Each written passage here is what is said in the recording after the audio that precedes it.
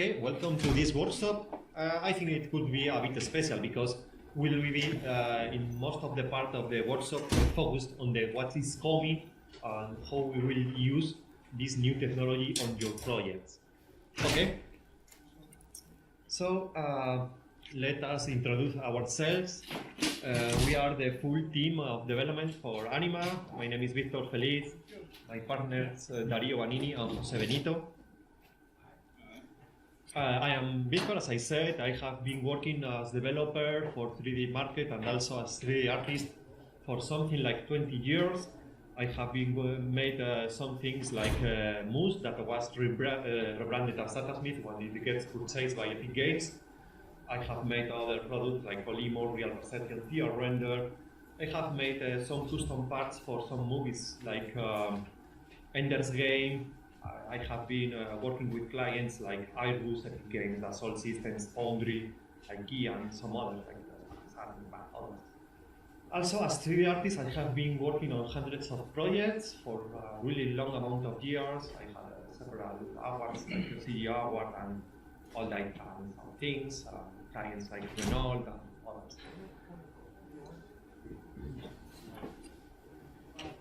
Well, my name is Dario Vanini. I've been one of the main developers of Anima for nearly 5 years now. I don't know if you have used versions previous to 2.0, but I've been involved in the relaunch of Anima with all the new improvements since version 2.0. If you're not familiar with the Ogre 3D engine, it's normally a game engine, but it also powers the Anima viewport.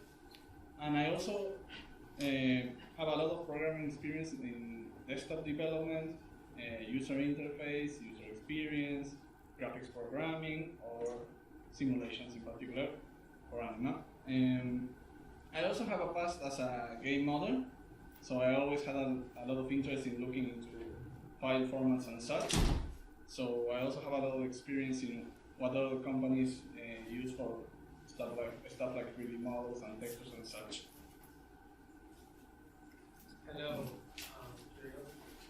my name is Jose Benito. I've been a developer for many years. I've worked mainly in video games and most notably feature films since 2051, which was released globally. I developed tools for scenes dressing. I also worked as a iOS developer for some industrial applications, including heat cameras that you can see there. And now I teach programming at the university too. And I'm part of the Ambient team, in charge of some of the research for new motion systems that I will explain later. Okay, let's continue. The workshop is about adding life to VENICE. I mean, we will be using that VENICE Plaza to add people and add some kind of feelings about that. But I want to show you something before starting with this.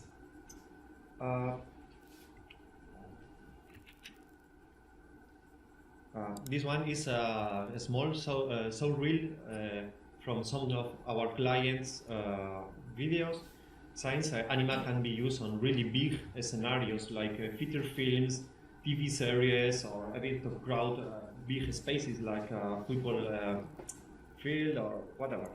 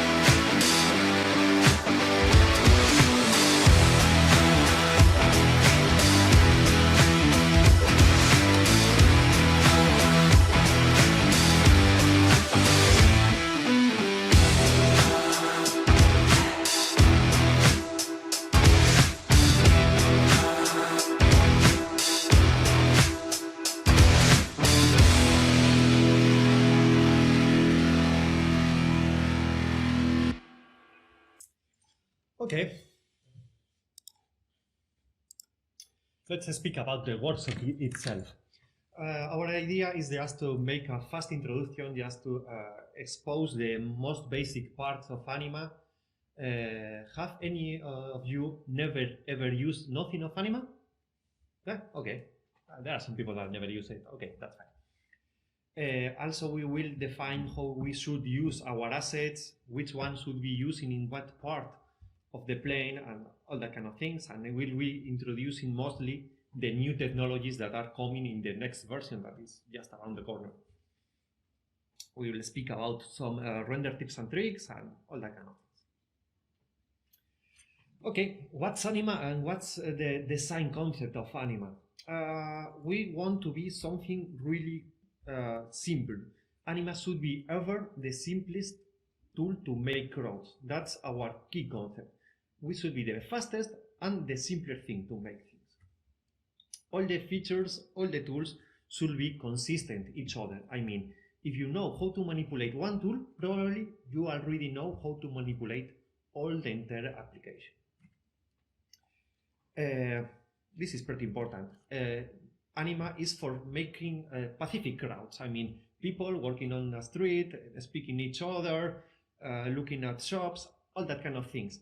But it is not focused on other kind of fancy things like orcs versus knight or whatever. So, why you should choose anima? Because it has what you see, what you get editor. So it's pretty straightforward. What you are seeing on your screen is the thing you will get on your render. Crowds are super simple. It has tight integration with 3ds Max and Cinema 4D. It has another different integration with Unreal, because Unreal is a pretty specific platform, since you need to create executables that should be running in other machines. So you cannot get a tight integration, since you could need anima on that other machine. So it has creating native assets in Unreal format. It is compatible with V-Ray, Corona, Maxwell, Mental Ray, Theater Render, F-Storm, Octane, and lots of others. And it generates materials per each different renderer. So the materials gets optimized for any of your renderers. You have tons of content, I mean, more than 1,000 different characters and kind of things. And it is affordable. This is something really important. It's pretty good. Why you shouldn't choose anima? Okay, if you need zombies climbing over each other and all that kind of things, anima is not your solution. You should be going to another VFX focused crowd system. This is the fastest, by the way, so much faster than any other crowd system, but it works for some kind of scenarios like architectural visualization, backgrounds for cinema, backgrounds for TV series, and all that kind of things. Also, if you are a user of 3ds of Maya or Blender, right now there is not that kind of tight integration. But anyway, you always can export your scene in FBX format or Collada or what you need, and you can import it inside your host. But some parts of the anima are lost. In example, the improved materials and all that things are not so good when you are using some intermediate format like FBX. Or maybe you just hate us. And that's another simple reason. Okay, let's make a really fast introduction just to get clear the idea of how anima is designed. Sorry, I want to be clear. If you have any questions during this introduction, feel free to interrupt us. Yeah, you can interrupt us at any time. Okay. Also, there is Albert, that is our support guy. You can ask him whatever you want, even by mail after this presentation, or you can get us during our beer time during this evening or whatever you want. Feel free to ask us anything you want.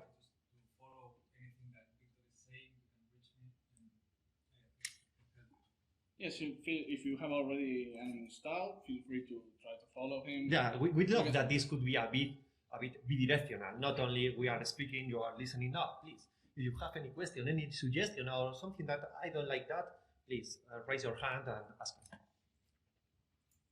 Okay, the first thing is that Anima works with project and scenes. This is two different things. Okay, that's how the old AXYZ was working. In example, you have a project in New York and you have some different scenes. One scene could be a street, another street, maybe a mall, or maybe some other thing, and you can merge all them inside 3ds Max, but you can work on each different scene in different computers maybe, or different people working on them, or just for performance. You can enable or disable scenes inside 3ds Max. Since maybe not all the streets are seen at the same time, so you can just disable some streets. That's important. Okay, that's my project, VENICE project, sorry. And we will start with something so basic. I think I didn't remove that. I have. Oh, okay. I will create a new scene. Yeah, I will create a new scene, but I need to remove the background. I will make that. I will create a scene. Untitled. It's Right. the best name ever. Also, I will remove this background. Second best to Untitled 1, Untitled 2. Come on, this is not. Which one? Okay. That one. That one. Okay, I have removed the background we introduced on the previous workshop this morning. Okay, the first thing, obviously you can start just by drawing things on the viewport, but this is not the correct way to make things, okay? Ideally, you should import a background. You can export it from 3ds Max or whatever in FBX, Collada, whatever. Also, we will see later that we can make this on real time, sending backgrounds from 3ds Max directly to Anima. Also, I am always speaking about 3ds Max because it's the software we have bring now, but it's exactly the same idea in Cinema 4D. Nothing changed from one software to other. Okay, I will import it. Okay, and that's my background. I will start speaking about the most basic tools using this background, and later we will use that same tools in our VENICE project. The most basic thing you can imagine is to draw a path. How we should draw a path? That's completely trivial. Click, click, click, click, click. That's all. Also, at any point, you can move things. Everything is based on drag and drop. Also, you can make the path wider. Also, you can click on that. Sorry. That's it. And you can make this part a bit smaller, whatever you want. This is a path. Drawing path is totally straightforward. If you are doing that, if any of you has any problem, just ask us. Okay, and you define the number of people walking on this path. Something like 20 characters is okay. Generate. If I draw any of these characters on the list, my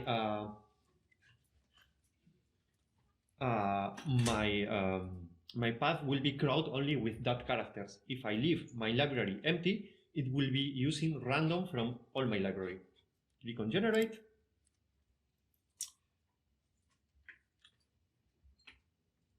And okay, that's all. Just click on a space to make the play. And okay, it's as easy as that. Notice this is something important. In example, people avoid each other. Okay, you can see that. What happens if we need to make something a bit more complex? In example, that a path that is crossing over other path. That's the key idea of Anima again. The simplest thing you can imagine is the way that Anima works. So if you need a path that is crossing another path, click there,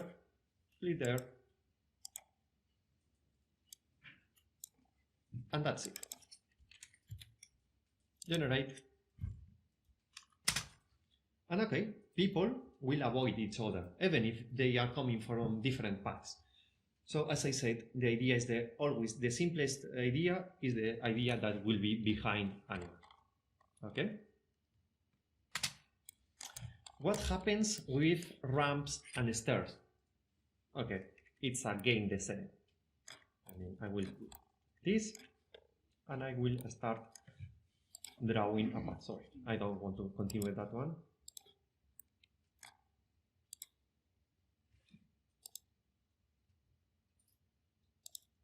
I will put some points in the middle, but not necessary. Okay. Also, I will draw that part of the path. I will make it a bit wider. Sorry. Something like that. And I will add people. This time, in example, I only want to have that men with shield. So I will select them from the library and drag them into the path. I will click on generate. Sorry, I have only added 5 people. I want more people. I want something like 30 people. Click on generate, and that's all. Notice that they will find the way to climb over the ramps. They will take in account the stairs, so they will be walking on the stairs and all that kind of things without any problem. Okay? Also, it works on uneven terrain, so the people get adapted to the terrain. And you shouldn't need to take care about that. It will be done by itself. Also, there is something really important. We have added only 4 different kind of characters, okay? But it looks not so repetitive. Why? Because we can make something like this. I will select this character, go to the character editor. Sorry, yeah, this doesn't work. This is our development version. I will show you later, probably on the previous version, on the current testable version. It works on the other part. I mean, I can go there. I will change it here. There are some variations. Also, with people with more colored clothes, it looks even better. If I only need to add 1 character to my path, I just drag and drop again, and okay. Also, if I want this character walking in the opposite way, I just only need to rotate it, and he will start walking on the opposite way. As I said, I can change the color variation, and this is automatic. If I add this character to the path and I add some different copies of this character. How are you doing this? Yeah, I am selecting the character, and it has some different properties. I won't explain this in detail, and I will explain later why I'm not getting so deeper on the detail of these characters. But the key idea is that you have this possibility, and this is totally automatic. I mean, if you put several copies of this character, each copy will get a different color. Yes, the crowd generator will usually pick the color variations, but if you want a specific color, you can pick it there. Yeah. If you have a path pre-drawn with the 3ds Max, for example, you can bring this. No, unfortunately, no. You have to draw it. You have to draw it in Anima, yeah. Yeah. There's a way to change just the skin color but keep the same dress. I don't know. This is a so specific question that can be done, but not directly inside Anima. But you can make that. An example, you can make up to the character editor, and if you double click on the textures are open, and you can modify them in any editor like Photoshop or whatever. Ideally, you should make a copy, just not to make this character from your library. You can make a copy of the character. I'm thinking about an hospital, like where you have like a lot of doctors all dressed in the same way, but of course they are different people. Yeah, I understand. But just the same, we have an engine that detects blue color, and then you can make a variation of the color. Okay. So that you can change the color. But you can also use it to select which color corresponds to the skin. Okay. So you can also use this same engine to do that.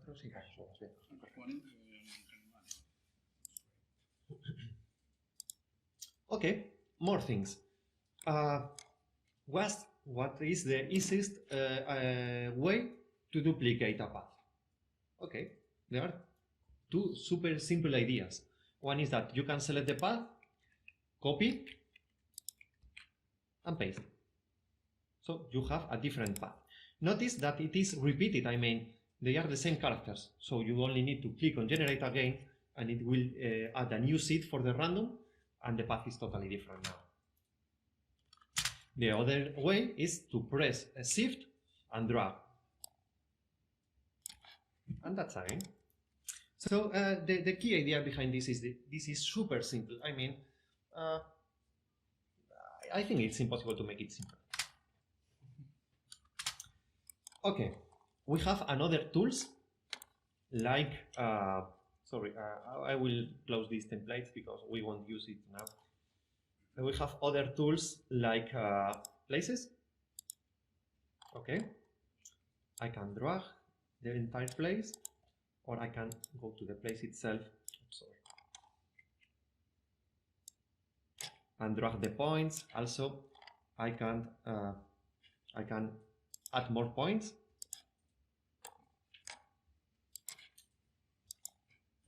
Like this, and define the place. Once I'm happy with that place, I can write the number of people on this place, something like 20. And okay, that's the people. There are lots of options to configure how they are looking at each other and all that kind of things. But probably this is the most useful. So you can click and you can make groups of people. And also how this reacts with paths. Okay, again, this is the simplest idea you can have, is the way it works. You just can drag a line, something like this, like that, and add people to that path. I will make it a bit wider. And they will avoid the people on their place. Also, there are some other advanced options. So the people crossing on the place could be stopped and look for something. There are some options, but this is out of the scope of this part of the workshop. Okay, so we are already familiar with that super basic things. Also, if you need to add some other kind of people, like the ready post, you already know how this library works. I mean, have you ever used 3D meshes from AXYZ Design? Okay, you just can drag and drop people, and okay, that's okay. Also, they will be avoided by the people on the path. So, since I have put this guy in front of that woman will avoid him. Okay, I will open other scene.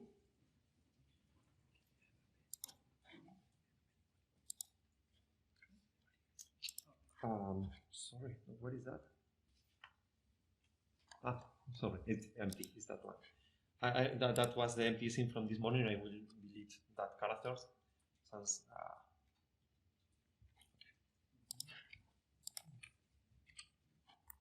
okay, we will work with this scenario. Okay, this is a Venice Plaza, and we want to add people to make something similar to that video. The first thing you want to see is that this is something like a crop tool that crops, but only visually. I mean, the geometry is still there, and this is very handy to draw things. So we will use this camera.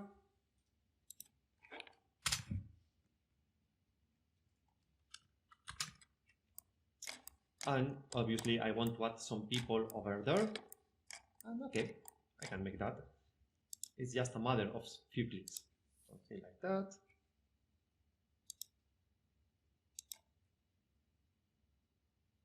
And that. Okay, I can modify it later. As you can see, my people is... Oh, no, okay.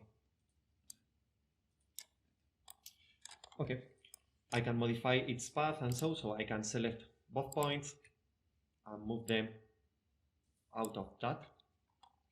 And also I can move this out of this. And okay, select the path, as you have already seen, add people, and click on generate. Notice that even after moving that, that point, we can have problems with that part of the scene. So we can introduce a new tool named avoid, and avoid will avoid that part. So people, you are sure that people is not crossing over that. Also, it happens with, it could be even more visible if I make something like this.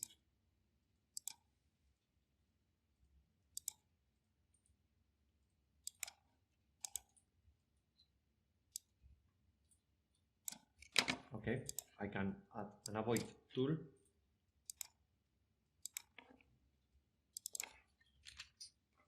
And click on generate. You will notice that nobody will be crossing over that part of the path. That's how you can reserve some spaces for trees or any other kind of things. I will delete this. And also we can add a place, sorry. This, we can rotate it.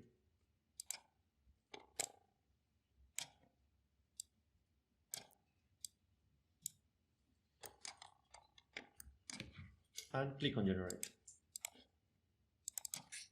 And people.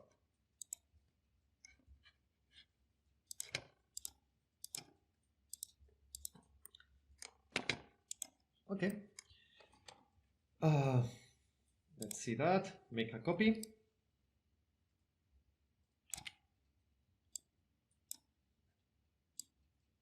And generate them again. It's so easy. Why I have said that we won't be so deep on that tools?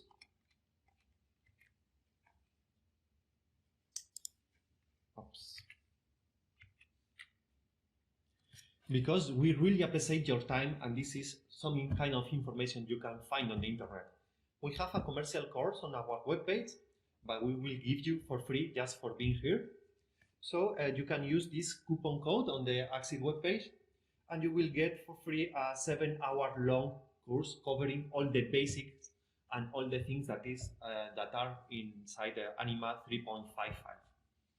We will speak most on this workshop on the new things that will be introduced in Anima 4, but you will get with this the full information you could need to create anything you want.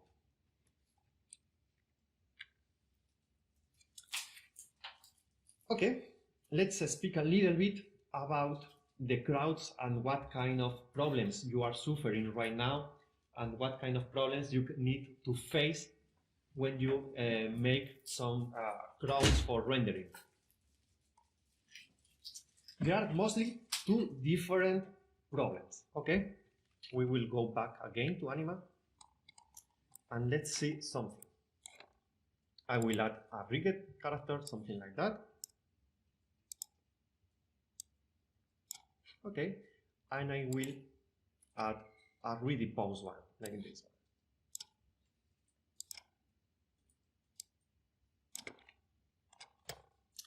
Notice that the quality on the static ones, Dario will speak much more about this later. The static ones are much better, usually, because they have been scanned with ringlets and all that kind of things. Meanwhile, the characters that need to be simulated are okay, but there are lots of problems when you are working with rigged characters. But this doesn't work okay on videos and much worse even on VR, because really pose, I mean still people on VR look something like corpses. You are moving, but the people is totally quiet. That's an awful experience. Yes, I mean, if you play it right now, it's pretty apparent that it's not moving at all. So you can't really use this for an animation at this range.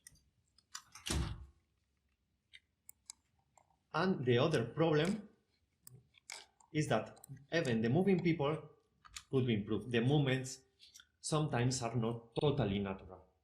Okay, these are right now the two major problems you need to face when you are working on crowds.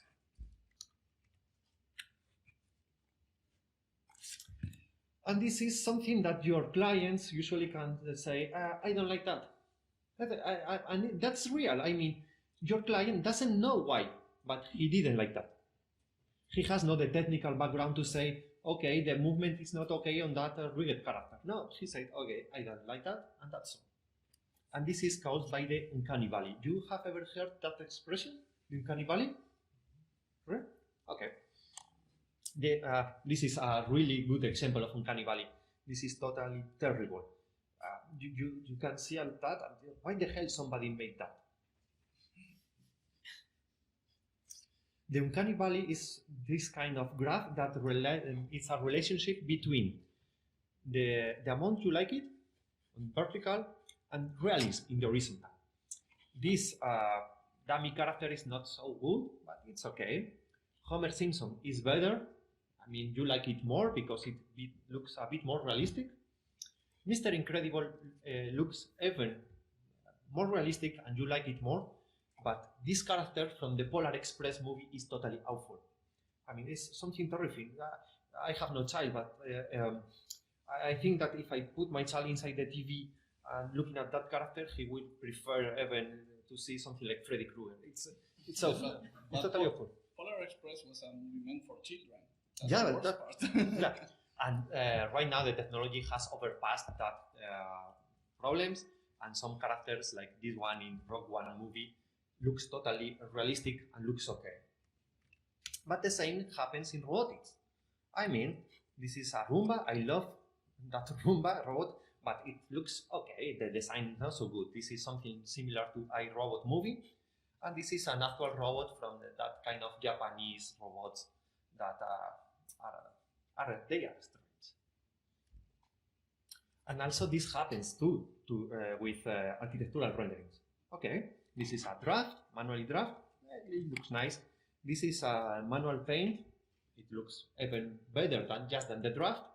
But a BART rendering is more realistic than that one, but it looks worse. I mean, nobody likes that kind of renderings. I googled it and looked for ugly render. I hope that nobody of you have made this. And if you are past that barrier, you like it more again. But why this really happens? Please look at this image. Do you like it? No, probably you don't like it at all. This is because the human brain has two different systems, System 1 and System 2, no so original names. And System 1 is the most lazy part of the brain.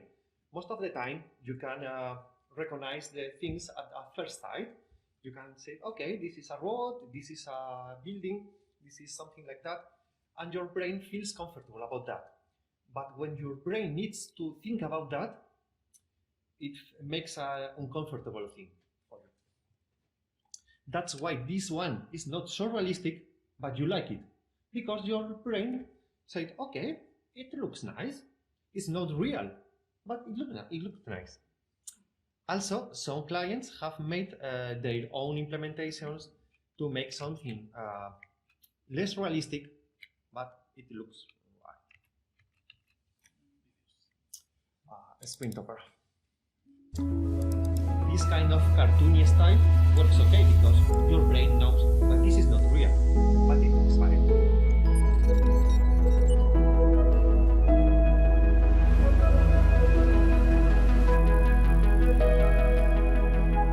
Okay, that's all. You can imagine the rest of the video.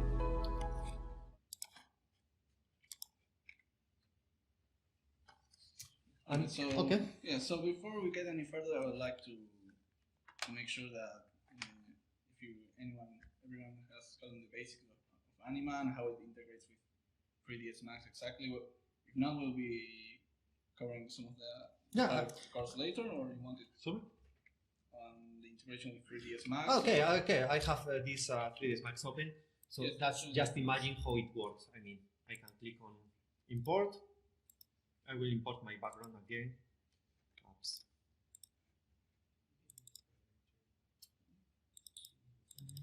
I will import the background. And as I said, always anima is as simple as you can imagine. There are two ways to import the anima project. You can click on AXYZ Design, import anima project, and also you can go to File, Import, as you prefer. It's exactly the same thing.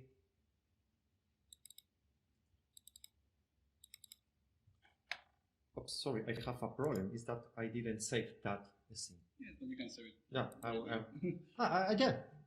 No, because I No, have just more. save. It should be fine. I will save it before. Click on empty. I will open it.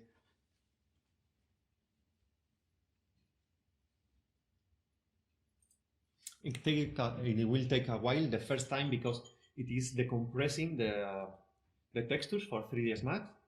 And after you have imported the first time, it will be so much faster when you need to reload or you are making changes and you need to bring that changes from Anima to 3ds Max. Also, sometimes 3ds Max takes some time to load the textures, unfortunately. Also, the key idea is exactly the same one on Cinema. You can click on import, and also in Unreal, you click on import, and it's the same idea.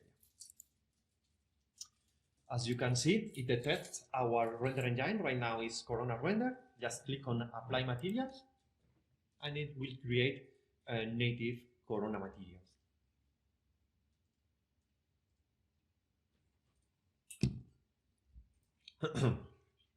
Okay, that's it. If I render it, I will make a interactive render.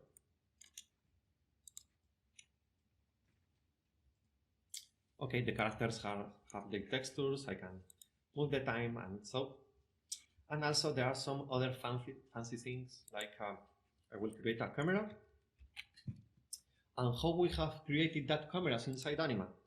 The easiest way is always the good way. I will go to Anima again. I will have a physical camera, and notice that if I move my camera inside 3ds Max, it will be moved in. I will stop the interactive just to make it faster. Okay, that's it. They are connected in real time, so I can make something like that. Okay, also I can animate the camera. I mean, I go to the frame 0, auto key. Yes, you're actually not different thing. Okay, yeah, sorry, I have missing. I have opened the empty, and these are different scenes. Yes, you have to make sure, for example, that you're actually working on the same background. Forget about that. Yeah, I am working on two different, and I am moving different cameras. But that's the key idea. I can make that. I have moved my camera to there. Sometimes it's so slow. Okay, that's it. And if I go to the camera again, I can animate it inside. Okay, so the animation gets translated in real time. Okay, let's speak about how what we have made for matching up the quality between the moving characters and the static ones. Dario will introduce that. Well, like we mentioned before, we are facing these problems in the Uncanny Valley, and we have to work with what we have. So either we try to improve it as much as possible, or we try to introduce new tools and new technology to help resolve that problem even better, if possible. So we'll be introducing two new features in this course. And the first one, you might have noticed before, the ready pose people.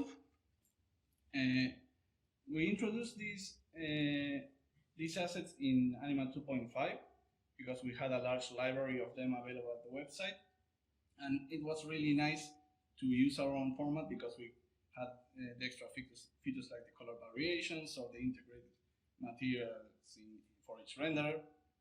You can also download this content from the website in 3ds Max format and such, but it's probably much more convenient and it's also much smaller in size to download our own format. And we have a massive collection of these assets. There's nearly 1,000 of these available right now. But there's one of its problems. They don't move at all. So this brings us to this question. Why do we have an animation application with characters that can't be animated? That doesn't make any sense. But so we should probably try to fix this. But first, let's look at how we try to fix it. And I hope you like it. This is a new feature that's coming to Anima 4.0.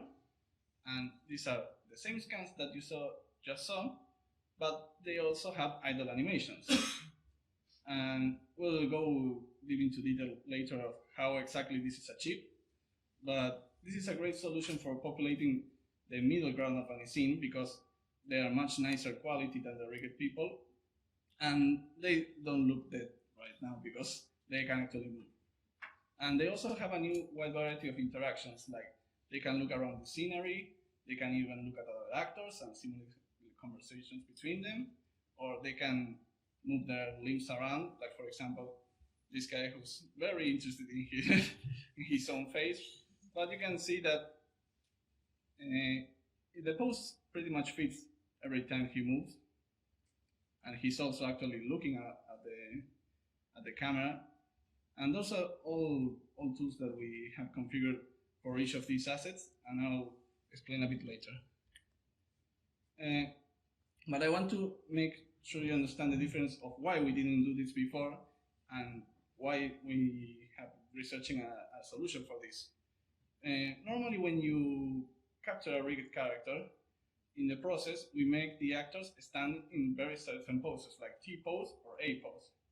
This comes down mostly to quality reasons with rigging and skinning. It tends to be the easiest way to animate the characters. For example, you can see the other model is very nice quality, but this is even worse to rig. It's two characters, and they are actually merged with each other. This is almost impossible to animate for any professional animator. So, this is not really a viable option for animating these 3D scans. So we researched an alternative on how to rig them, and we also looked into how to synthesize an animation for this because we can't use motion capture exactly. So we look into 4 components: the breathing, what I like to call a hip balance, arm and leg movement, and looking around the scene. So I mentioned before why it's really hard to rig these characters. Well, when you do a 3D scan, the topology that comes out as a result of that is mostly automatic, and it's all triangles, and this is really messy to work with. It doesn't work at all for a professional rigger. So what this person will do normally is to remake the entire topology in quads, which is much easier to work with. But this is a manual process that we estimate can take around 1 to 2 days per model. And even if we had extra staff, like I mentioned before, we have 1,000 models of this, so it will take us several years to do this. So again, we look into an automatic solution.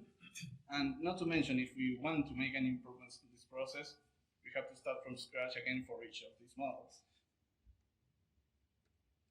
So here's an example of the kind of direction our automatic solution needs from a human, and it normally takes around 10 to 20 minutes to generate it. So it should be much faster to upgrade the entire collection with this. I mentioned before we looked into synthesizing all the components of the animation. The first one I mentioned is breathing.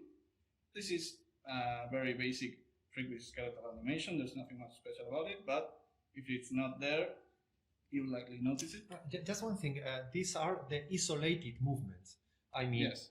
This is only breathing, but when we mix everything, it gets even better than this. The next component I want to introduce is the balance, because rarely when someone stands in a place, they can remain static, and they tend to shift their weight from one foot to the other, even if it's not intentional, because normally you get tired on one foot and you start to feel a bit uncomfortable. And so you can see here there's a clear shift between one side to the other, and you can also see how the foot slide around to match the new pose. Well, like we've said before, we also have arms and leg movements. use an IK solution for this. And as long as the pose fits, we place the limbs in places that look nice. This is important that we control it as well, because not all the scans have their limbs in positions that should move. For example, this guy has his hand in his pocket, so that remains attached to the leg. But the other limb, for example, is free to move around. And also, here's an example of what I mentioned before, that these characters can actually look at each other and interact like they're having a conversation, which is really cool for creating massive groups of people. And it's a really easy way to achieve some interaction, and the scene looks much more alive thanks to this. And it's just placing around the actors, and they just start having these conversations with each other. So I think we have achieved some great results right now. They're obviously not quite perfect yet, but they shouldn't really be the center of attention right now, but they are a much better solution than the rig characters for populating the middle and the front plane. And the way we'll release these models is by upgrading the current Ready Pose library for free, so you don't have to worry about buying new versions of these models. And like I said before, this is an active area of research. This is the first attempt we have at animating these characters. We need to know where to draw the line on this, because it could be entire years if we are too perfectionist, but we want to, if we think we have achieved great results right now, it should be available to you as soon as possible, and if we have any improvements, we'll let you know later. So let's see how they work in Anima. I will show you how it works inside Anima. Yes, we actually have an in-development version of Anima right now, which includes this feature, and the other one we'll be talking about later. Okay, these are the ambient guys. This could be a pretty long part of the presentation. To introduce a new ambient guy is something like making this. Ta-da! That's all. That's really, really trivial. I mean, I can drag and drop. I make this one looking at that, and this other is looking at that one. So since they are close each other, they will be start looking between them and interact them a little bit. As you can see, the other guy is sneaking a peek in there. Okay, that's as easy as that. It has absolutely no work on your side. That's the key idea. Anima is always the fastest way to make that kind of things. Of course, we can create, okay, this other looks at something like the mad of the town, the mad guy of the town. I was rich when I was young. Okay, I will add some other people, like this one. And also notice that we can make things like that. I will select all them. I will, oops, forget about that. I will make another selection. Okay, come on. Rectangle selection is easy. Yeah. You know. There you go. Okay, that's it. I will make this other group like this, and notice that they look exactly like the others. I can rotate that group to avoid the repetition, and also right click and randomize variations. So they will change the color of their clothes, and it looks nice. I will go again. No, that's no, the other camera. That's not the other camera, but that's okay. Okay, if I press play, they don't look like if they are dead. I will put something like that. Okay, it looks much better just than static people. Okay, I think that's all about the new ambient guys.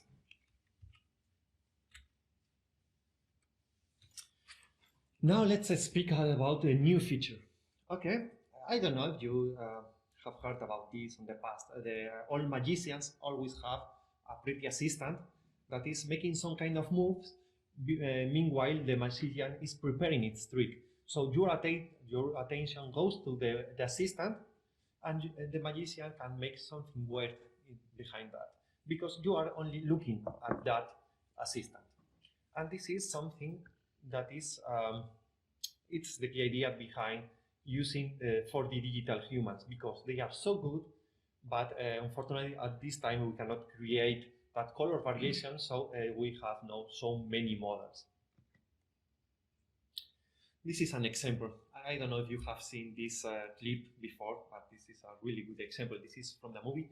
Probably this clip have seen by hundreds of people before being shown on the cinema, but still nobody takes care about that guy that is making something really weird. But why nobody have seen this? Because everyone was looking at James Bond.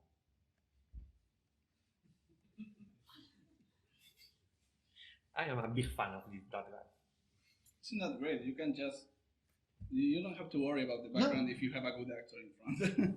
And this is what we have named 4D digital humans. Yes. So this is pretty much a brand new concept to anima.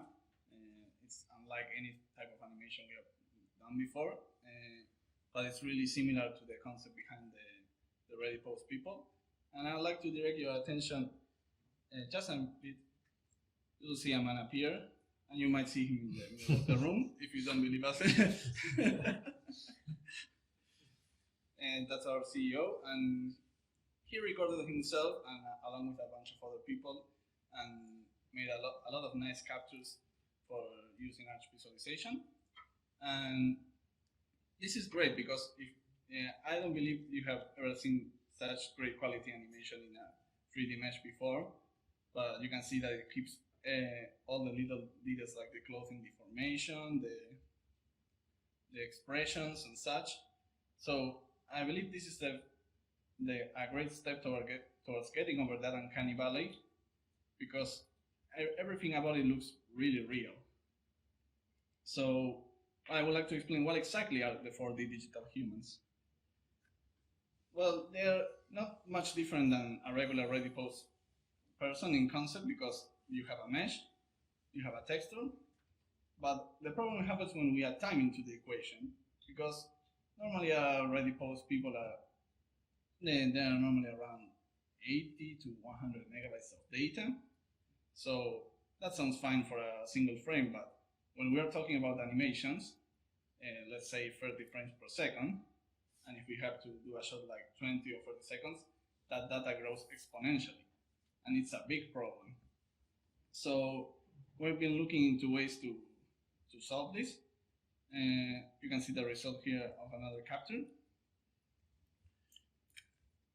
So we looked at what's available in the market right now. If you have used Alembic before, you'll know it's an exchange format for solving this kind of problem, because you can actually transfer 3D data that changes every frame, which is really good for example, doing complex simulations and then storing the result in there, so you don't have to calculate it again.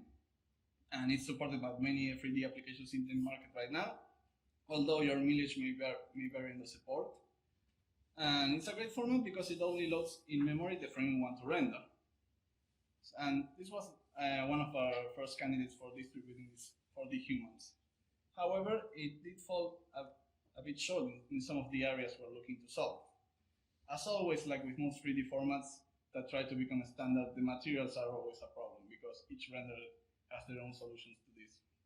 And Alembic is no different in this regard. Even if it does have a material support, it's very limited in how each 3D tool implemented it, and it depends on the renderer you want to use as well. Also, textures cannot actually be animated in Alembic files, so this is very limiting for us because we have moving textures. And you might have seen solutions like the image file lays in 3ds Max that is not that convenient to use, or you will need to spend more time searching for video tutorials on how to fix this. So we want to keep anima simple, so that's clearly not a solution. So just like before, we decided to extend our own format yet again with the support for these 4 digital humans. It uses very modern algorithms for compressing the mesh and the textures. And just like Alembic, it only loads the frame we want to render in memory. So we get to keep that benefit as well. And there's an example there of the library of captures. Just like in the other assets, you just have them in that library available, and you can just drag and drop them into the application. Well, for example, let's say we have a 30-second animation with 80K polygons per frame. If we were to save this to an Alembic file, it will take around 400 megabytes. On our own format, this gets close to around 100 megabytes, which is about 4 times smaller, and we don't actually lose any quality in the process. It's great. I did a small comparison table here for some of our assets, and the average was around 4 times smaller. And the textures are a much easier problem to solve because we have great video compression algorithms nowadays thanks to the web. So if we say have 800 frames of animation, which is around 2 gigabytes if it's just image files, that gets around to 40 to 100 megabytes with good video compression, and the quality is very nice because since it's a texture map, it moves, but it doesn't move that much. So a lot of the quality is preserved. So that comes around to 100 to 200 megabytes for each of these files, which is really nice. And especially want them to be small, so you can transfer them and store them on shared network paths and such. We believe the quality is pretty great for the file size. Like we mentioned before, the example of the Alembic file plus the texture list would be about 2 gigabytes in total, while this is much, much manageable. And well, we get to keep all the benefits of Anima, which already, for example, Anima likes to take advantage of multi-core CPU systems for simulation. And since this requires running decoders for the mesh and the videos, it also takes advantage of that. So you can place many of these in the same scene. Obviously, if you place a lot of them, it can get quite messy for real-time playback, but for offline rendering, it works perfectly fine. And since we already have the native plugins for 3ds Max, Cinema 4D, and Unreal Engine 4, we don't have to mess much with the material configurations. It's already done. So let's see then how. Okay, I feel myself sometimes a bit dumb just by explaining this. Can you figure out how it works? Huh? I think it's pretty obvious. You only need to drag and drop it, and that's all. So, but let's see how that models look like. I will go to the model editor. Sometimes some people ask us if these are something like cutouts, and it has nothing to do. This is a fully 360. I mean, this is mesh. And also notice that some things like the hair is moving. It cannot be replicated by using rigged models, or also the clothes, all that things. Okay. So, how many seconds the animation? About 30 seconds in average right now, Nice. which should be enough for most of the shots you will need. okay, so let's add some people to the history. I mean, to this plane, to this shot. Sorry, and I will put something like there, and this guide is an architect, something like that. Just by looking there. So if you put on some kind of angle like this, probably your point of view is mostly focused on that kind of characters. So your client will be looking mostly at this couple, and he will forget about some problems that are happening on the background. Let's speak about this a bit later.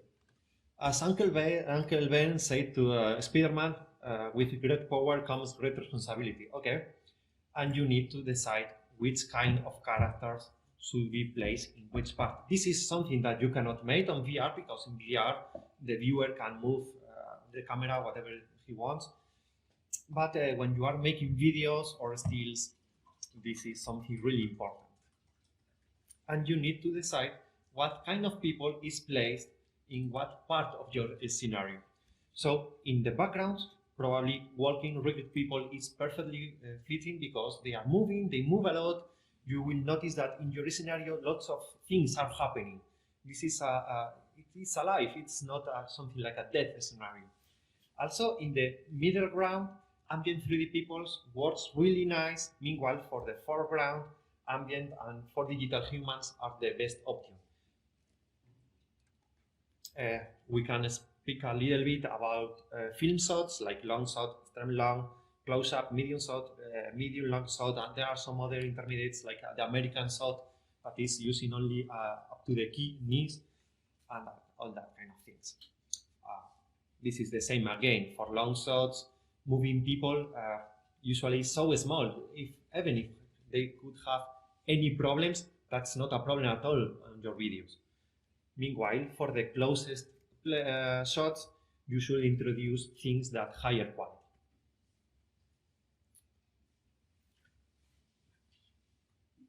This is a common image coming. Yeah. If I want to change, for example, to a standard model rigid bond area to a small group for the people in that area because I changed the camera to I can do it, or I have to place manually the 4D people in a specific place. Oh, yeah, probably you need to make it manually. Also, there are some things we need to change since we have overpassed some other things that are working already in Anima. In example, I have this group and I can drag and drop another guy and it gets changed. It's not added. So probably in the future we can make something like that with 4Ds. But as I said, this is a development version. So we need still to introduce some things before it gets released. Something okay, I can make it easy. You can probably achieve that with different scenes. It looks the same. You probably have different characters in different positions. Yeah, also for different cameras, you can have different scenes. I mean, same project with different scenes. It's probably your solution. Yes, that's actually how we developed at first. We saw VENICE shot, and they're not actually the same scene for each camera. That's a great trick because sometimes you're looking exactly at the same background, but we did the trick that Victor explained before. On the background, there's the regular people, and in the middle and the front plane, we use the 4D and the humans. Even if it's the same background, you can use different cameras and different scenes, and it will look very cool. Sorry, the common parts you can copy and paste really quickly. There is something I have, it was out of the scope of this workshop, but we have said on this morning session, and it looks that they like it. So I will explain it again. Also, I can make something like this. I will select that group of people. Okay. Oops. Yeah. I can click Ctrl C, and obviously I can click Ctrl V to paste it another way. But notice that I can make this between different projects, between different scenes, and this is something nice. That notice that if I paste it in the notepad, that's a text command. So you can send this text command to your friend at your company, and when he pastes it in his scene, he will create the same kind of people. Do you have a question? I wondered if that was just because you paste the people on or the UI on Unreal Engine. No, it doesn't work. This is something like an internal kind of a scripting inside that. But that's really, really useful. It's the same in Unreal. Yeah. Okay. I was thinking what happens if you paste this in Unreal? No, in Unreal doesn't work. It's so useful. Yeah. That's the same idea. You can save everything. It's the same idea, yes, but this only works between animals, obviously. Sure. Also, there is something I have forgotten before. Even if you have no license of Anima could be really useful for your scenes, since you can make something like this. Actually, design. This doesn't need any kind of license. Okay, you can open the drag and drop gallery, and the static people, I mean the redepose one, can be placed just by making this.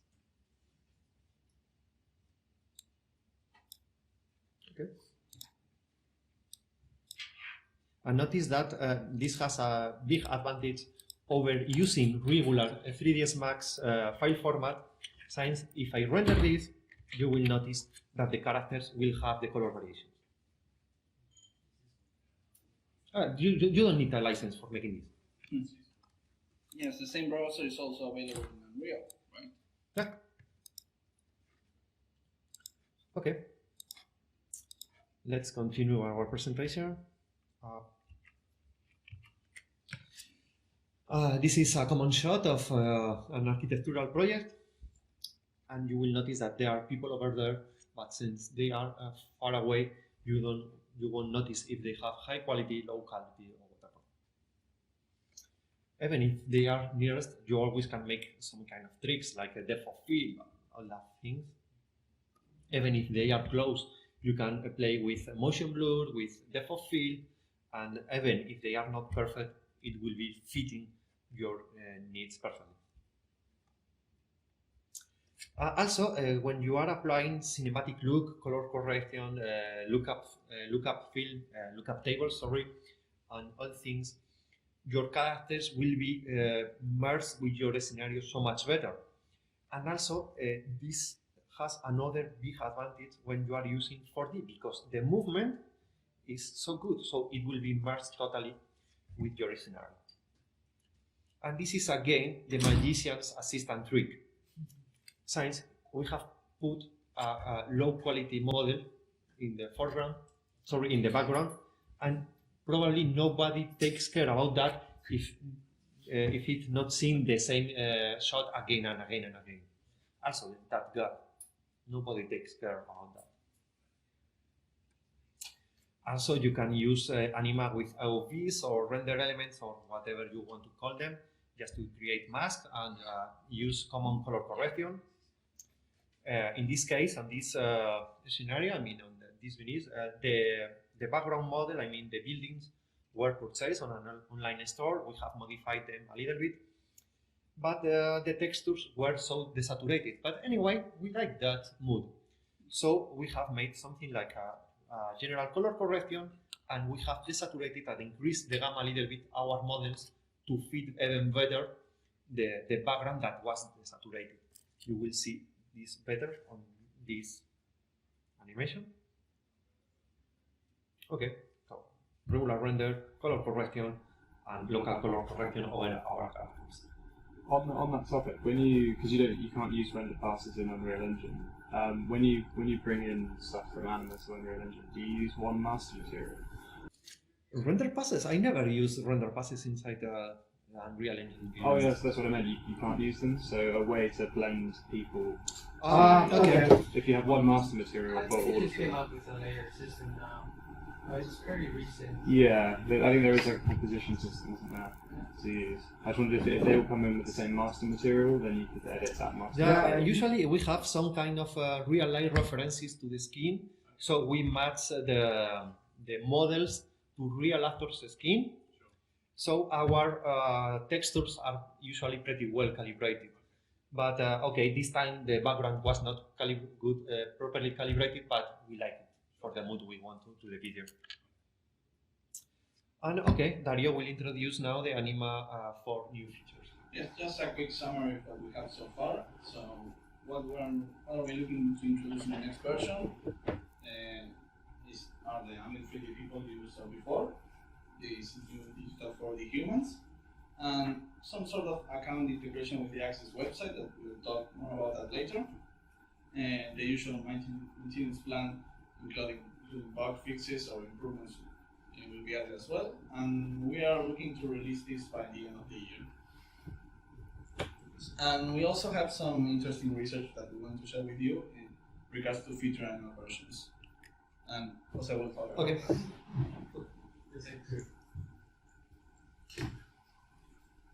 So,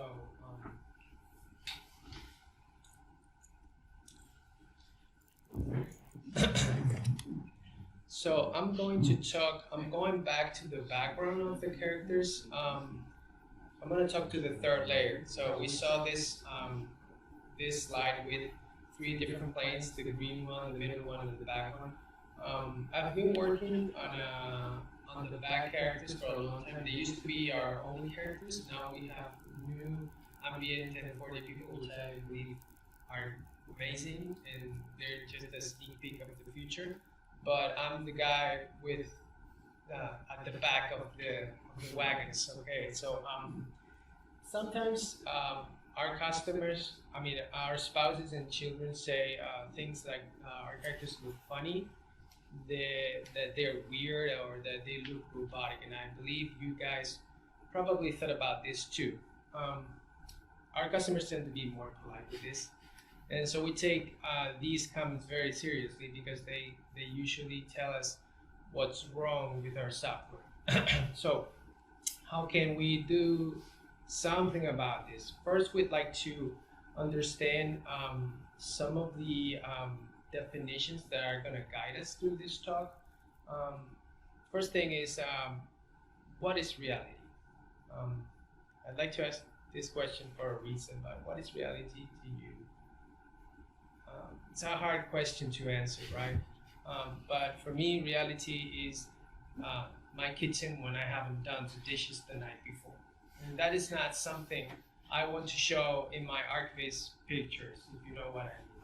So for instance, in the top picture here, we see a living room that doesn't really look like our living rooms. So we're not looking for reality. We're probably going to narrow our focus in something that is realistic. And for us, realistic is something that is a crossing between something beautiful and something plausible in a way. Something that looks real, but it's definitely very, very neat, right? And so why I'm asking this? Because we also want this for our characters. And so we want to come up with the definition of what it is that it's appealing about these pictures, and to see if we can apply it to our characters. So we came up with presence happens when we stop worrying about or paying attention to the technology between us and the virtual world we're contemplating. And this happens when you don't see mistakes in the picture, okay? So presence in the way, not as in virtual reality but as opposed to the way when you see a picture and you like it because you're attracted to it, but you also cannot see any difference with reality. Sometimes the only difference is that it's too neat, it's too clean, and that's how we know it's a render, right? And so there are two main avenues to this. One is the technology, which is the art of avoiding the viewer's attention over mistakes, okay? And the other one is design, which is the art of grabbing the viewer attention over features that we want to be more important than others. For instance, I like to, I'd like to grab your attention over the table, but not the background in the windows, okay? So, and also at the bottom one, we can see a character and a chair, right? What's the difference between these two for you? Well, you know what the difference is, but you couldn't probably say, but let me guess something. Let me tell you something. The big difference between these two is that if they were an animated or a video, one of them would sit still and the other one would never stop moving. Okay, so a person is a very dynamic system, so to speak. They blink, they make grimaces, they smile, they stop, they move their eyebrows. Their clothes are wrinkling, they are folding. I don't know, even their blood pressure changes the color of the skin all the time. So you can tell a big deal about how someone is feeling just by the way they look and the way they evolve over time, right?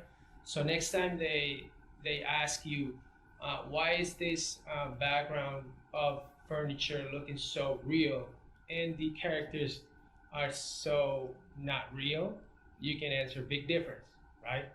Big difference. There's a big difference between the two because it's much easier to animate or to make something real that doesn't change because it's just a still picture, even if you're moving the camera, okay? And so motion capture was not the solution for ambient 3D before, because we wanted to preserve the wrinkles and the expressions, but it should be our solution here. We're looking for ways to make the standard pose people move the best possible. Okay, we have a ton of characters that are A-posed, and this is for a reason, so that we can bend their meshes in ways of animation. Okay, but there are problems. Let's look at a brief. Let's take a brief look at our present and see what the problems are, and hopefully with that we can come up with solutions. So we're using a couple of techniques. The first one is bones and skinning, and the second one is animation state machines. Okay, so for bones and skinning, we have to assign each vertex of the mesh to the bones. And what you do is you make an approximation, and this is a very laborious, very handmade process, where you have to say this vertex goes with the head and this one goes with the shoulder. And what you do is approximations with proximity. So you see there's an envelope here that grabs all the vertices. I don't know if you're familiar with this process, and in the end it gets assigned, for instance, to the forearm. But since it's proximity based, you might end up grabbing something in the face and you come up with something like the top picture. So this is something that we do in Anima for you. You don't have to worry about this, but the problem is still there. Some of our characters have this problem, and we have to review this constantly. There's also joint collapse, which is what happens when you bend a joint. The inside part gets too deep, goes too deep, because there's a mathematical formula that assigns the vertices in between two bones to a little bit of this one and a little bit of that one. And when that bends, they go deep inside just because they get added positions. And on the other side, they bulge up. They just like expand. But our elbows don't expand, and our insides don't collapse. So this is good maybe for a metal rod, but it's not good for a character, for a human being. And there's also retargeting, which is sharing of animations between characters. We cannot possibly have animations for every character that we have, so we share them between characters. But this technique, retargeting, has its own problems and makes it messy, because when you share an animation, you are copying the rotations and probably the positions of the animation between two characters. But one character may end up with her hand on her chin, but for the next character who has longer arms, the hand might end up inside the fence, right? And so we have to tweak these animations, and sometimes it just happens that you get one of these mistakes in front of your camera. So these are the principal mistakes that we have, but on top of it, this technique doesn't cut it for the details that we would like in a human being, because some of the phenomena that happens to us, like we mentioned before, wrinkles or folding of the skin or even winking, it's a sub-millimeter or sub-centimeter feature. But we get vertices that are assigned to bones that are tens of centimeters long. So the only thing that are affecting them are in an order different from the resolution we need. I don't know if this is clear, but I hope I made myself clear. So resolution problem there is very important, and it's hard to recover. And we also have a state machine in Anima. We have somewhat of a state machine inside. It's even more complex than a state machine. But what we do with the state machine is we assign groups of animations to different states. For instance, there's a group of animations that are labeled stand, and there's a group of animations, and what we do is we are in a certain state, for instance, standing, and we pick one of these of these animations, and we just play it. And when we want to walk, we make a transition from that state to the next one, and we start an animation that corresponds to walk. Well, there are problems with this. The first one is that it gets very messy because you start by just standing and walking, but then you add stairs, and then you add, I don't know, banking for turning, and you add chairs. I don't know. You add more and more states, and it gets very messy. Lots of transitions between every state. There's also transitions errors on their own because we have timing problems. How long should a transition last for? How are we going to fix the foot skidding? Because the animations have different positions for their feet. And how are we going to fix the weight unbalance? Because some animation might have the weight balance in one side and the next one might have it in the other side. And when you transition from one to the other, it is not clear to the person who sees it how that happened, okay? So this is okay for games, but as you can see at the bottom, it gets a bit robotic. And that is the kind of animations that we're getting so far. So can we devise an automatic system that is a complete do-over of this, that improves over this? Let's set some goals first. It should work big and small.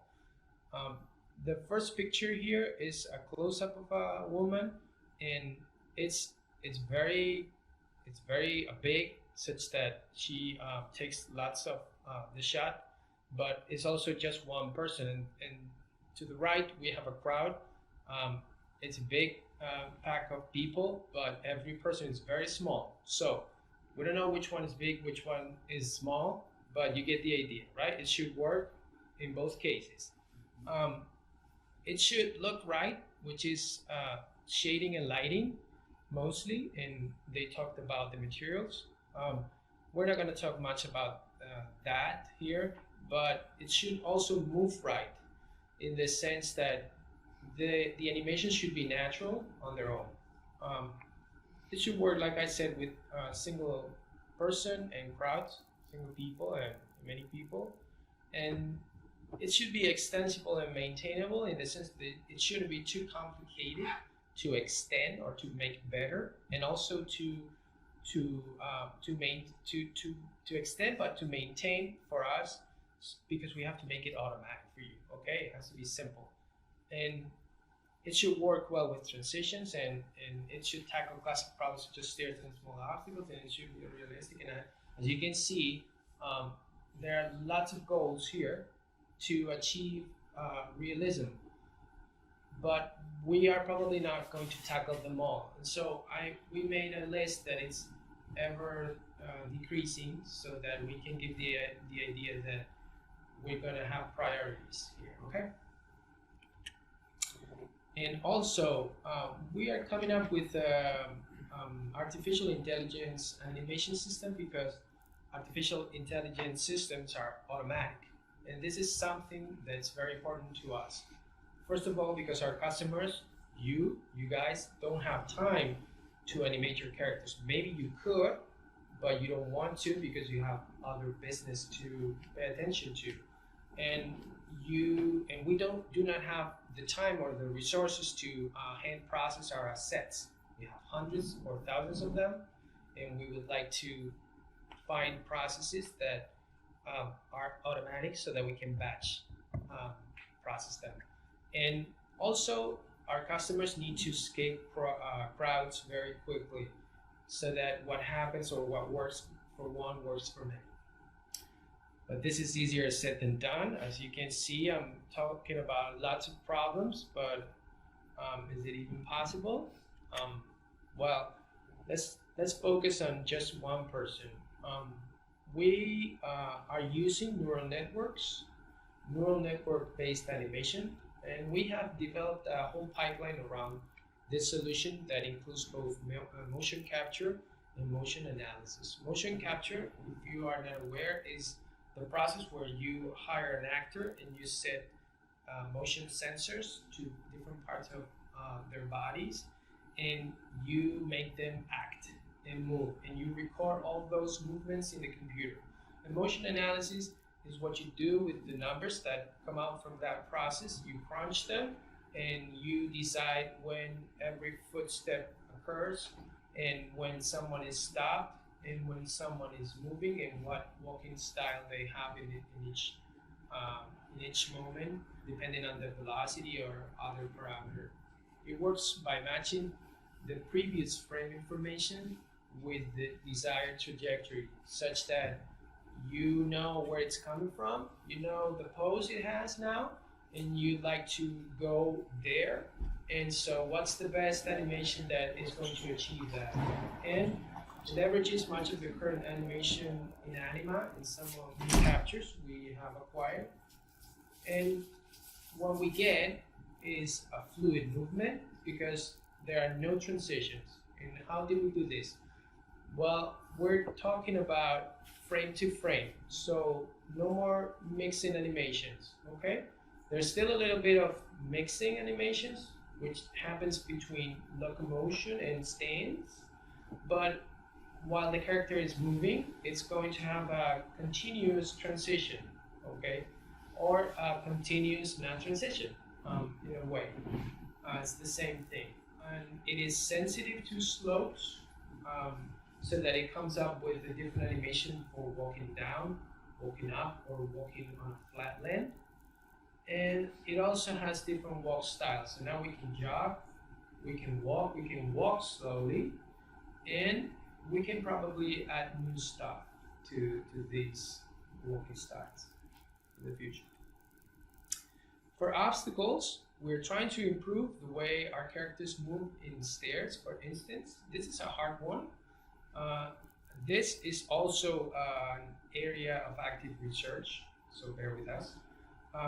But it's starting to look better in the sense that it tackles stairs more naturally than before.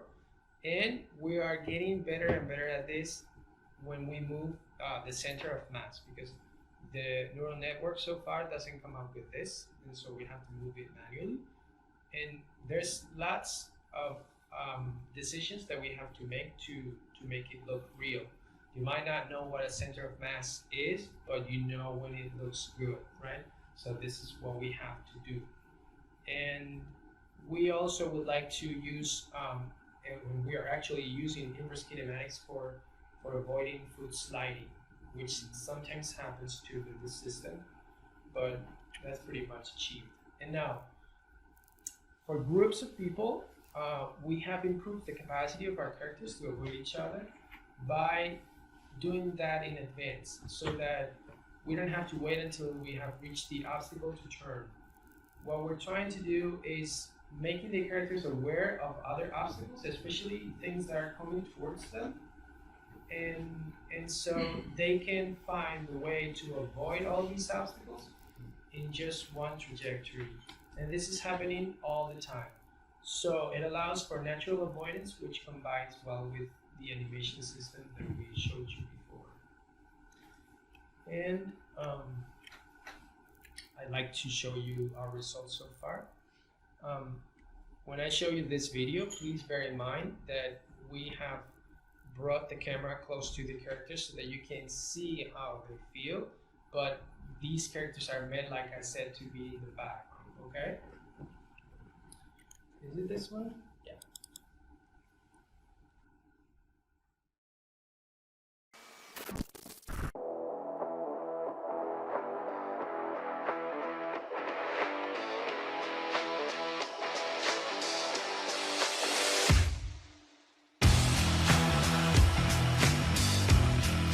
So this is the data acquisition process. We just get regular animations from the actors, and then we make a regression of these animations into the neural network, and at inference time we get these kind of things.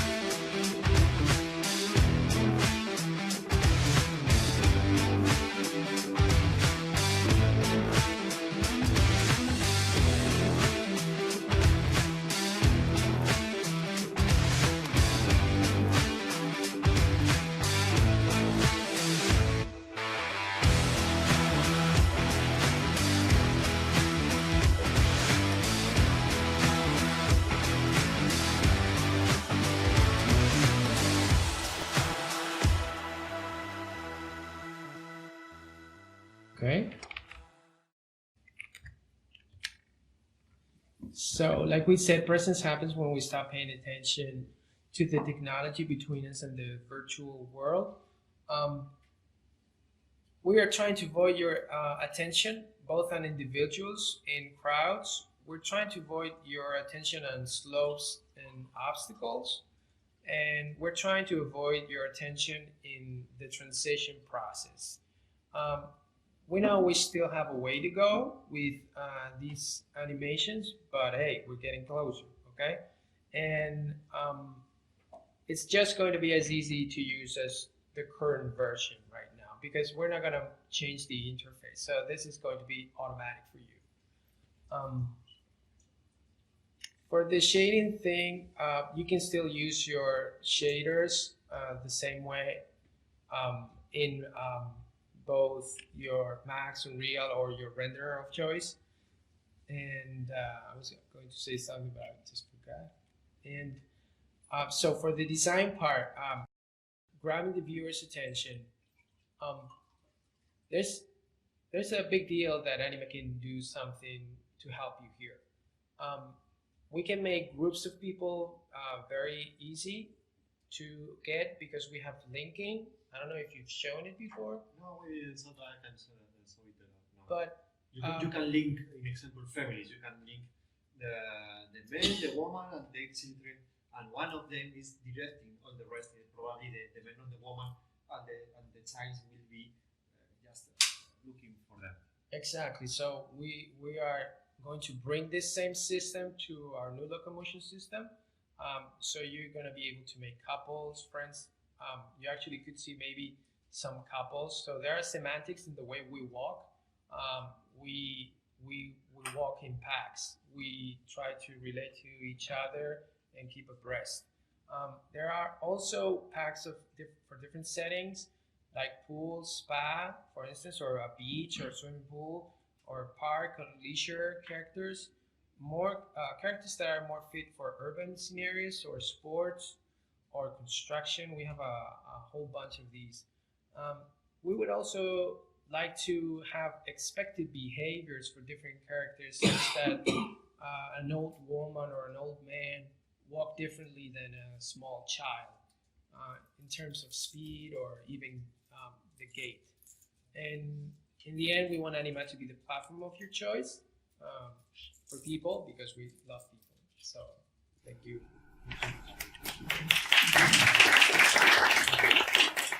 What's the next one? Yes, I'm afraid we're not done quite yet.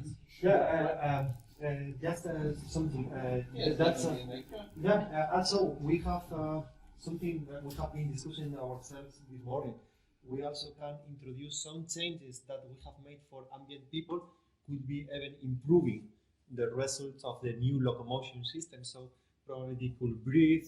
That's everything will be merged. Look-ats, automatic look-ats, and maybe layer systems of animation where we can add variety to the base animation.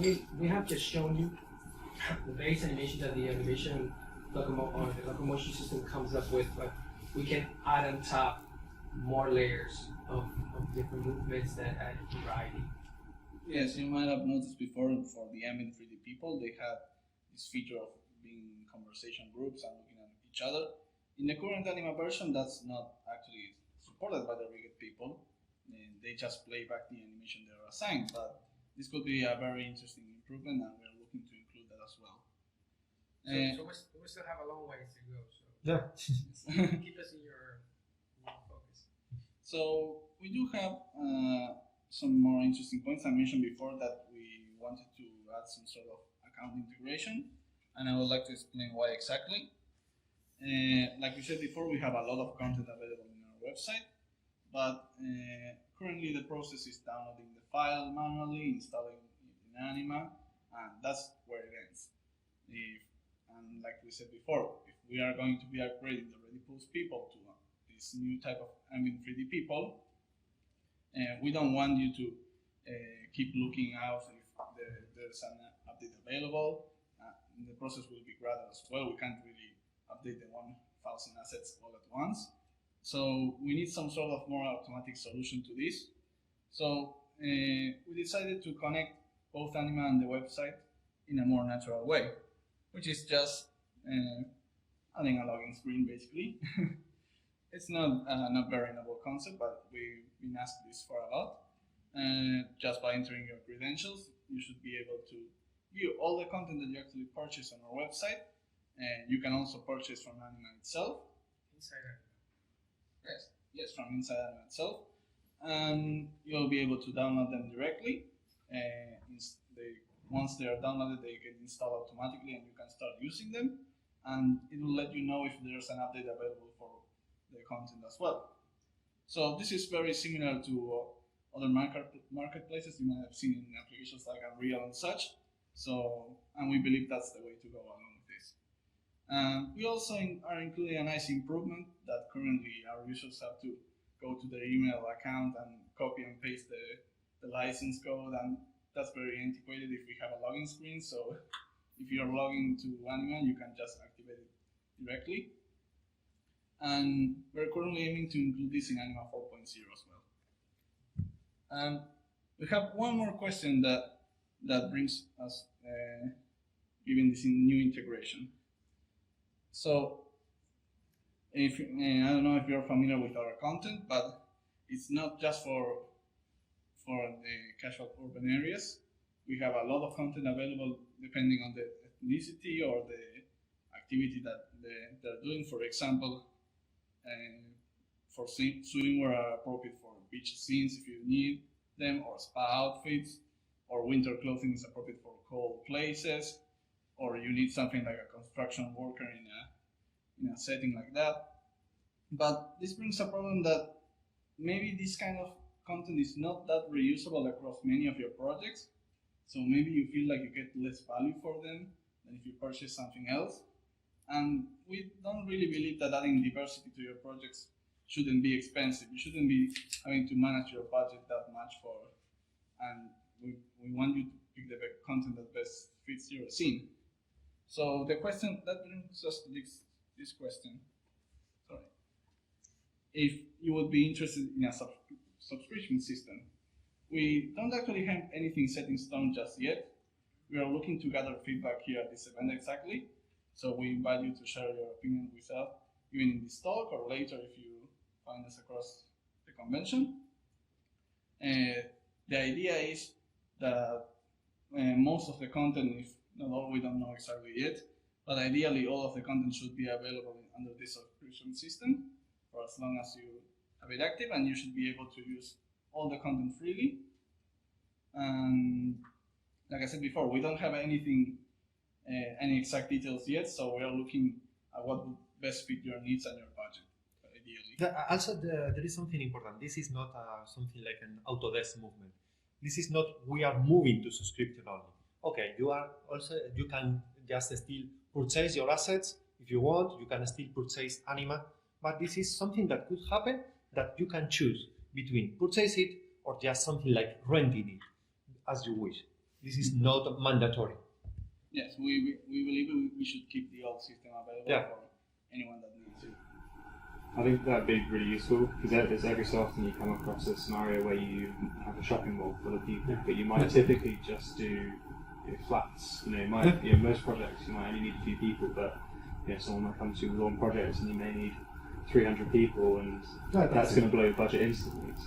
So that flexibility. That's exactly the idea. Great. So you can create just a project for an Asian city, so you can use Asian people, and now you can need something for a swimming pool, and it's not necessary to purchase lots of Asian characters, lots of people in swimming for a swimming pool, whatever. You just can pay your subscription, or if you are using if you are using usually making always the same kind of project, you still can use the purchase system. Yes, exactly. If you feel you might get much more benefit out of reusing those assets, you can just purchase. Yeah, this is totally up to you. But we want to add that kind of flexibility and we want to keep it as affordable as Anima if possible. So we'll be showing how that video project of VENICE look, and there's another short introduction with the Unreal plugin. We will have a short Q&A session. Okay, this is the final video, making a small kind of mood for something a bit more dramatic. But I think that with the common tools we have already seen, you can make this just in minutes.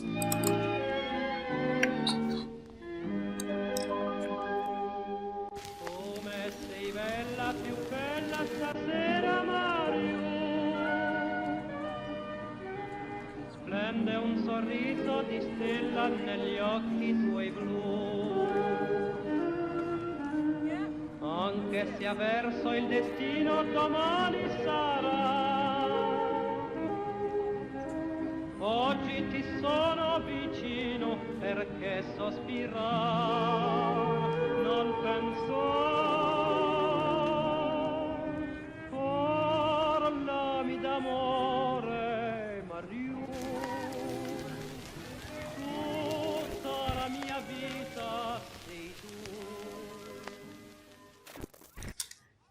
Do you have any question? I think that if you have any question about this video, I mean, I want to imagine how I can make that, but all tools were that. I mean, you only need to create paths. Yeah, it's about a tool that I found very useful in the last version is the congregation tool to create areas of people. You know, when you create a wide area, a big area with a lot of people, you can create congregation areas.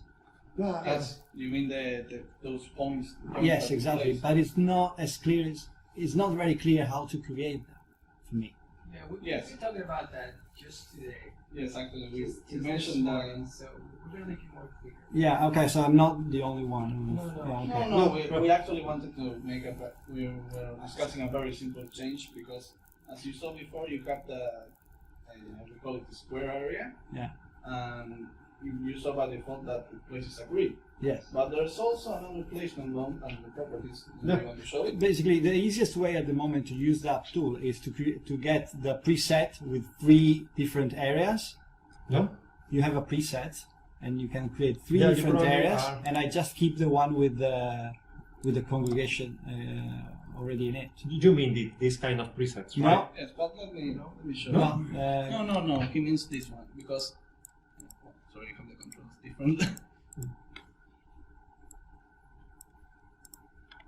See, I'm not a 3ds Max user, so I'm not used to his controls.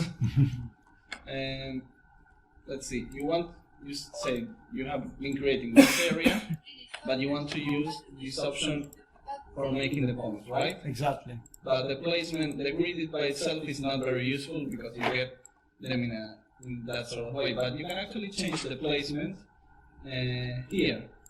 If you disable it, you will get these sort of points. Yeah, probably this will be changed by default for the next version. So it's using Alright. grid, right? Okay. The grid Yes. is not. Yes. It's not so clear mostly. Yes, it can be a bit hard to find. Yes, I wanted to generate them. So let's see. Let's say 50 people. And there you go. Yeah. That's what you meant, right? Absolutely. Yeah, and you can also make interaction between the paths and the area. So you have a path that crosses that area. The people will stop and go to the focus points, and then get back to the path after that. Yes. Oh, that's interesting. Yeah. Did you take the photo or to the coupon code? I mean, for the full course. Yeah, Everything it's is explained there, so you can. Okay. Thanks. Can you have a focus point outside the area? Yes, you can, but you can't actually generate characters around them. Yeah, there is something. People in the area looking at something that is outside. Yeah. Yes, that is actually a very common use for Yeah, places like stadiums and Yeah, such, I will make that. because the characters are usually sitting somewhere else, but maybe they need to all look at the center of the field because like they're watching a match or something, so they can really just be standing forward. So Yeah, and this is that's a an really easy common solution for use. that. Okay, I will put lots of people there. Something like this. Isn't that space focus point? I will put a focus point there. Everyone is looking there, and I will put really character this. Yes, there's actually a. And also I can make some funny things. Like making dance. Yeah. That was maybe. There's the first one. There we go. Just drag and drop in top of them. But this is mainly the focus point. But you have another tool that basically inside of big area with a lot of people, you can create gathering of people. Yes. Yes. How do you activate those? Well, it's basically the switch is basically the placement point. Yeah. What's this in here? The enable placement grid. That's what basically switches between placing the actors on a static grid or between placing them around the focus points. But I do understand your confusion toward that, so we're actually looking into ways to improve that if possible. Okay. Yeah, we may be splitting this in two different tools. Yes, because it makes sense and to avoid that kind of situation that you were using the template. So maybe a separate tool could be the right solution for that. We actually have a demo included in the. Sorry. I have another question related to the focus point. Yes. Can I define a character as a focus point? For example, I have this crowd and I have a walking path here, and I select a character, and some random people will look at for example, that matrix scene of the red girl passing through that. That she goes by, right? Yeah, something like that. It's actually, well, not at the moment, because it's making look at a point, but not a completing point. But I do remember one request from a client that the typical scene was like Julius Caesar coming from there, walking through, and all the people looking at him. And it was a really cool idea, but we didn't really have the right tool for that. But we're looking into adding that in some way, if possible. What did you just make? At the end of this presentation, you will dance and everyone will go.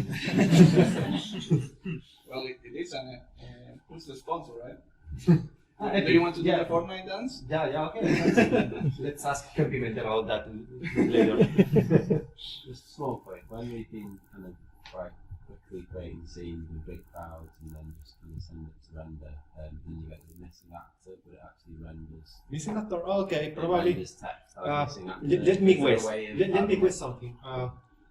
Rebus Farm? What's it? Rebus Farm? No. Mostly of promise. We've had it occasionally. I don't use it myself. In your own, probably then some you. of our team have used it. Okay. Probably you should use. It renders in missing actors of text. Yeah. Is that any way to turn that off so it just doesn't render? Probably it could be related to this. Purchase path is the path you get the purchase assets. Yeah. It should be shared in your network. Yeah. Instead of using a local folder like this, use a network folder and it should be working. But will it always render missing actor? Yeah, the missing actor means that that computer didn't get data. Yeah, I understand. Yeah. So there's no way to turn it off. So it just doesn't. No, because they can't find the actor, so it needs to be available in some way. Yeah. Okay. Normally you can. I believe exporting the project should also. Yeah, so you can make this, or you can make something like that. Project export pack, and this will export an ANIPAC file that contains not only the scene itself, but also all the resources used on this project. Yeah, this is meant for exchanging between different computers, so you don't get a server problem. I imagine you had that problem because you copied the project only. Yeah, I understand why it's happened. It's just. Yeah, because it renders it in the scene, right? But when there's crowds, it doesn't really need to see if there's missing people. Probably you have installed an asset that is not given with the basic installation of Anima, and that character is missing. Right, so you want to showcase the Unreal integration? Okay, sure.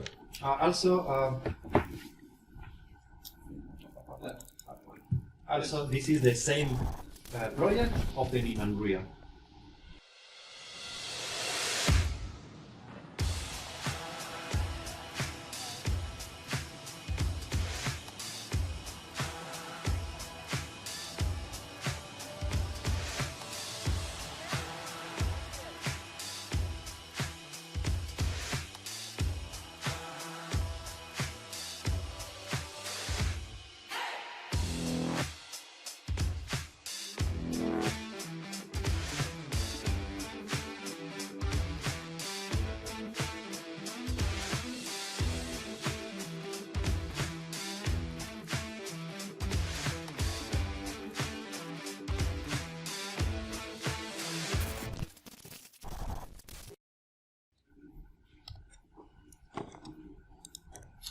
Any questions about that?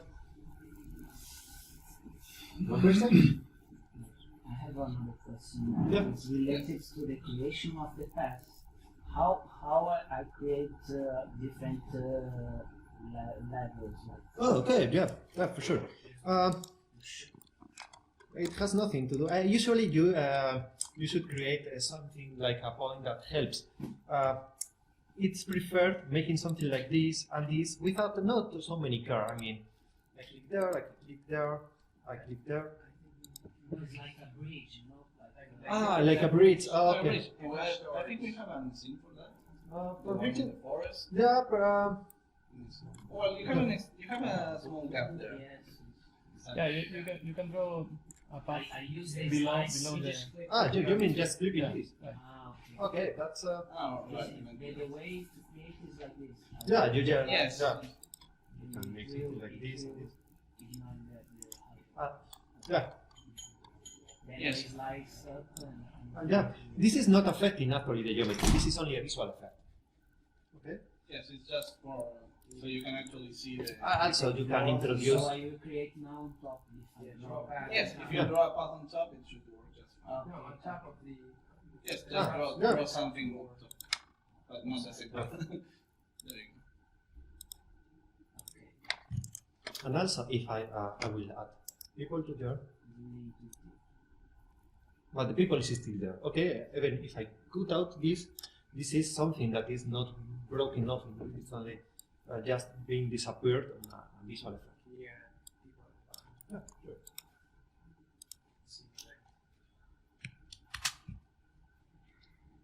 Also, there are some other tools that you can view on that course, like In the show of escalators, for example. yeah, escalators is a really nice tool. Also, that we didn't mention. I will delete this path, and I will show you. I will show you something. This. I click there. I click there. Okay. I will create a new escalator, like this. In there. Oops. I can move it. There. And now I will create a path that gets connected. So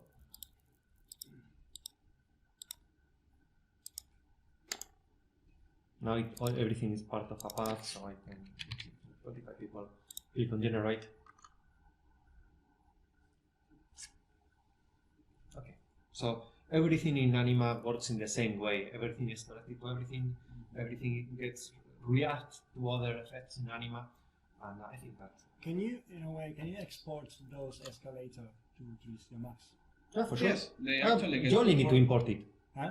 Yeah, I will make that. I will. Just to be sure Save? that the steps are consistent with. Yes, otherwise it will be. It will be a nightmare. I think I this don't is. know if it's synchronized, but No, it's not synchronized. I think this is a different scenario, but I will delete this and I will import it again. yes, they also have metal-looking materials for each okay. panel as well. You know, to generate them and animate them. So the animation, the final animation is consistent. Yeah. Yeah, and you only get the steps. So if you have a particular escalator, so the side, yeah. That's great. Yes, we won't really decide on what kind of rails you can use. You just get these steps, and that's usually what you need. Also in Unreal you also get that. Yeah. The behavior in Unreal, Cinema 4D, and 3ds Max is exactly the same. Yes, and even on the exporters, because we Yeah. also have Yeah. exporters for FBX and Collab and such, and the escalators also will be included in there.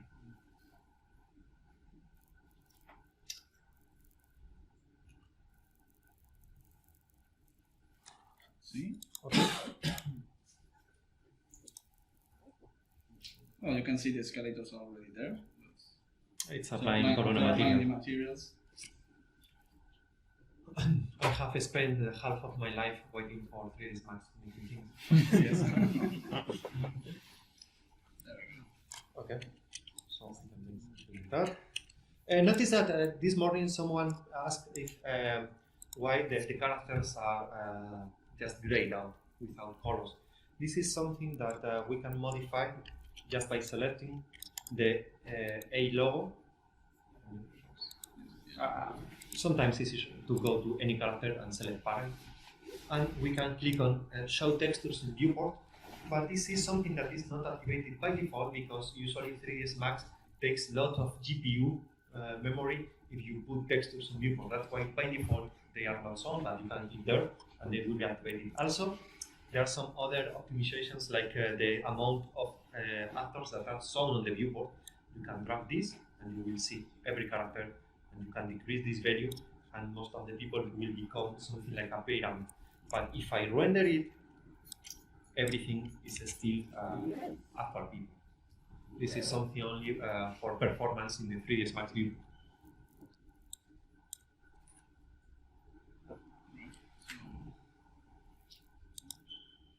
Also, you can. Quite over time. Okay. So if you have any extra questions, you just can play animations inside 3ds Max, and the camera was animated.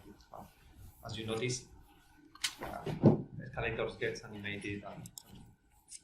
Thank you so much for your time. Thank you.